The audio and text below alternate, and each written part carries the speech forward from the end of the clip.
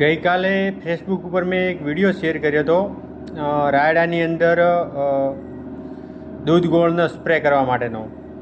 તો આજે મારા એક મિત્રનો મેસેજ આવ્યો કે તમે છોકરાઓને પાવો દૂધ ગોળ અને રાયડાની અંદર એનો સ્પ્રે મત કરાવો. તો હું એની થોડીક ચોખવટ કરું કે જે ખેડૂત મિત્રો રાયડાની ખેતી કરે એ લોકો પોતાનો 4 વીઘાનો ખેતર હોય તો એ 4 વીઘાના ખેતરની અંદર તમે 1 વીઘાની અંદર સ્પ્રે કરજો આ દૂધ ગોળનો અને 3 વીઘાની અંદર સ્પ્રે ન કરતા. હવે તમે જે દિવસે રાયડો કાપવા જશો અથવા ઠેસરે લેશો ત્યારે જે 1 વીઘાનો રાયડો છે એ અલગ લેવાનો તમારે, અને જે 3 વીઘાવાળો રાયડો તમે સ્પ્રે કરેલો નથી એને અલગ લેવાનો. અને એ ભાગીદાર જોડે નહીં કપાવવાનો, તમારે જાતે કાપવાનો.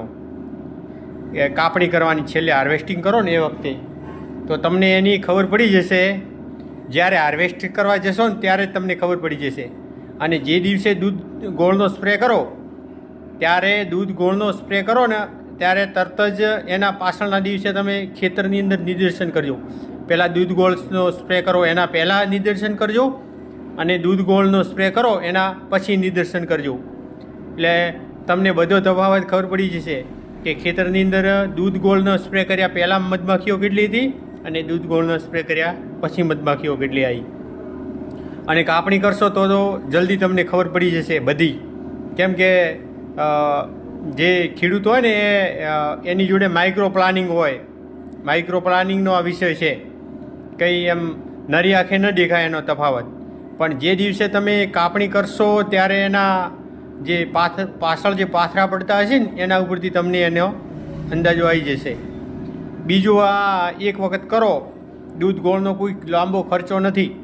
100 ગ્રામ દૂધ અને 100 ગ્રામ દૂધનો લગભગ ખર્ચો થશે તમારે 4 રૂપિયા જેવો, અને 4 થી 5 રૂપિયા. અને 100 ગ્રામ દૂધનો પણ એટલો જ ખર્ચો થશે. એટલે તમારે 10-12 રૂપિયાના ખર્ચામાં પંપ તૈયાર થઈ જશે.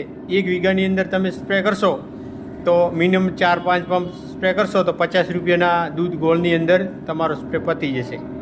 એટલે કંઈ પણ વિષયની અંદર કોઈ વિડીયો બનાવ્યો હોય, આ વિડીયો મેં ખુદે મારા રિસ્પોન્સિબિલિટી ઉપર બનાવ્યો છે, તો તમે એક વખત એનો યુઝ કરો. અને બધા આખા ખેતરમાં ન કરો તો ભલે કંઈ વાંધો નહીં, તમે એક વીઘાની અંદર કરો એટલે ખબર પડે તમને.